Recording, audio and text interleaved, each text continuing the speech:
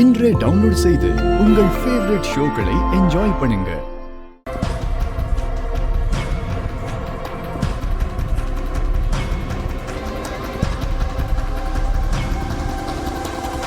ஒன்றும் ஆகாது, சின்ன காயம்தான்.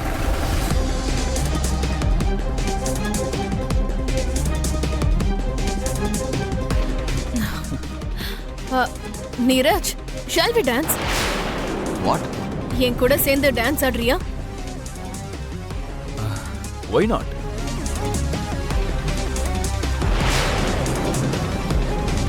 போலாமா?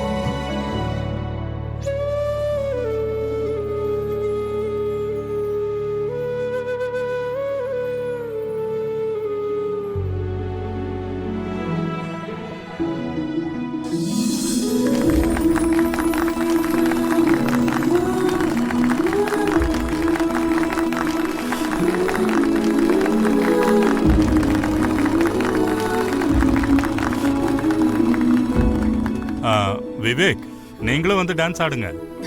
ஓகே ஜானு, வா.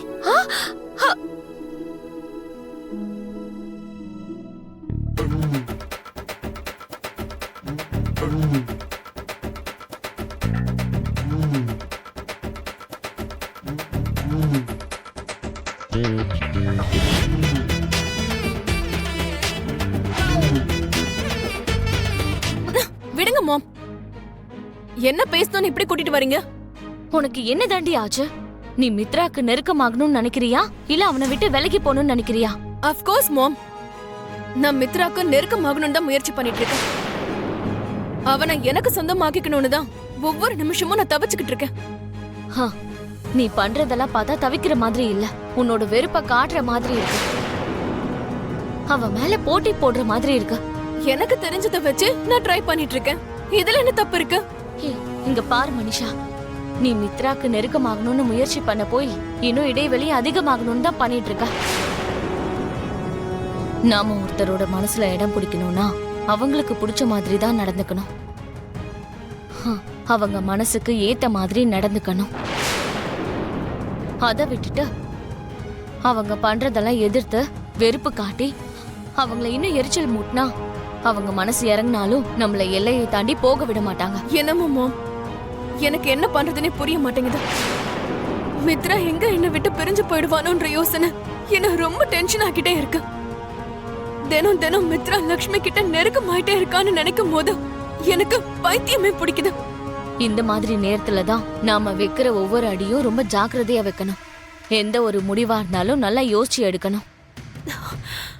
இன்னும் எவ்வளவு நாள் தான் இப்படி யோசிச்சுட்டு உட்காந்துட்டு இருக்க முடியுமா? அங்க கீழே லக்ஷ்மியோட மித்ரா அவ்வளவு நெருக்கமா இருக்கான். அத பார்க்கும் போது என் மனசுல எரிமலைய வெடிக்கிற மாதிரி இருக்கு. கோபம் என்ன அறியாமையே வருது. மனிஷா, இந்த நேரத்துல உனக்கு வர வேண்டியது கோவம் இல்ல, யோசனையும் கட்டுப்பாடும் தான் வரணும். என்ன தாத்தா, மித்ரா லட்சுமியை கண்ணுமைக்காம பாத்துட்டு இருக்கீங்க? அவங்கள பாத்தியாடா? அவங்கள சுத்தி இத்தனை பேர் இருக்கும், யாருமே இல்லாத மாதிரி அவங்களோட உலகத்துல அவங்க இருக்காங்க. ஒருத்தர் மேல இன்னொருத்தருக்கு உண்மையான காதல் இருந்தாதான் இந்த மாதிரி நடக்கும்.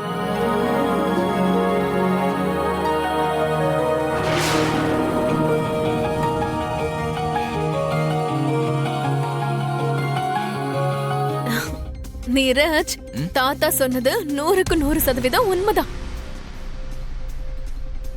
அப்படிங்கிற? ஆமா, அதுதான் உண்மை நீரஜ். ரெண்டு பேருக்குள்ள அப்படி ஒரு காதல் இருந்தாதான் சுத்தி இருக்கிற உலகம் ப்ராப்ளம்ஸ் எதுவுமே கண்ணுக்கு தெரியாது.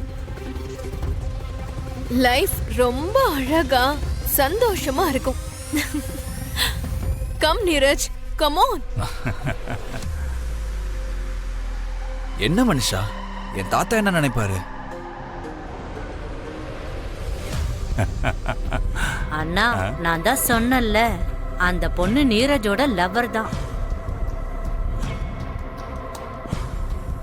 இப்போதான் எனக்கு கொஞ்சம் கொஞ்சமா எல்லாம் புரியுது மீனாட்சி. இவங்க 2 பேருக்கும் கல்யாணம் பண்ணி வச்சுட்டா ஒரு வேலை முடிஞ்சிடும்.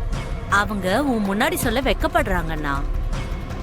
அதனால பெரிய மனுஷனா அவங்க மனசை புரிஞ்சு நீயே கல்யாணம் பண்ணி வச்சிரு.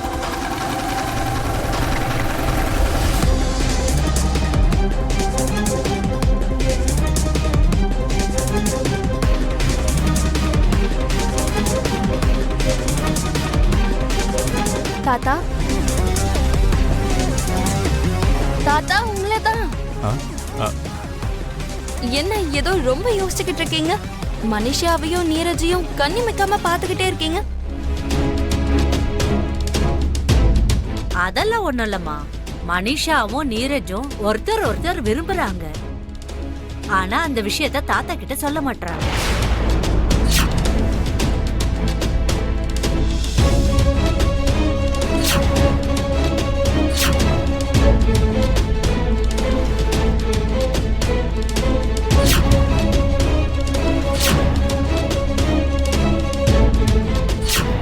அதனாலதான் அவங்க 2 பேருக்கும் எப்படியெல்லாம் கல்யாணம் பண்ணலான்னு எங்க அண்ணன் யோசிச்சுட்டு இருக்காரு. ஆமா தாத்தா, எனக்கும் அப்படிதான் தோணுது. 2 பேரும் காதலிக்கிறாங்கன்னு நினைக்கிறேன். வார்த்தையில சொல்ல முடியலனாலும் அவங்க நடந்துக்கிறத பார்த்தாலே தெரியுது. ஓ, உனக்கும் அப்படிதான் தோணுச்சா? அப்படின்னா அவங்க 2 பேரும் கண்டிப்பா ஒருத்தர் ஒருத்தர் காதலிக்கிறாங்கன்னு தான் அர்த்தம். அது மட்டும் இல்ல தாத்தா, எங்க வீட்ல நடந்த வெடி விபத்துல நீரஜ் தன்னோட உயிரை பணியம் வச்சு மனிஷாவை காப்பாத்தினாரு.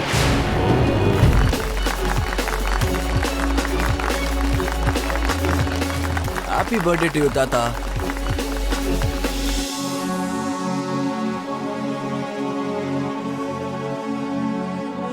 இது பாருங்க, என்னோட பிறந்த நாளும் அதுவுமா உங்க எல்லார்கிட்டயும் ஒரு குட் நியூஸை ஷேர் பண்ணிக்கணும்னு நினைக்கிறேன்.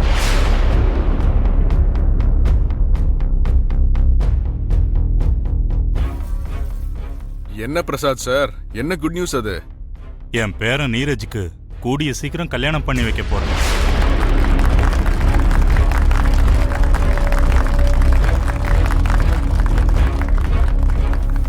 வாவ், ஆமா, பொண்ணு யாரு? எங்க நீரஜ விரும்புற பொண்ணு தான். அவளும் இங்க தான் இருக்கா.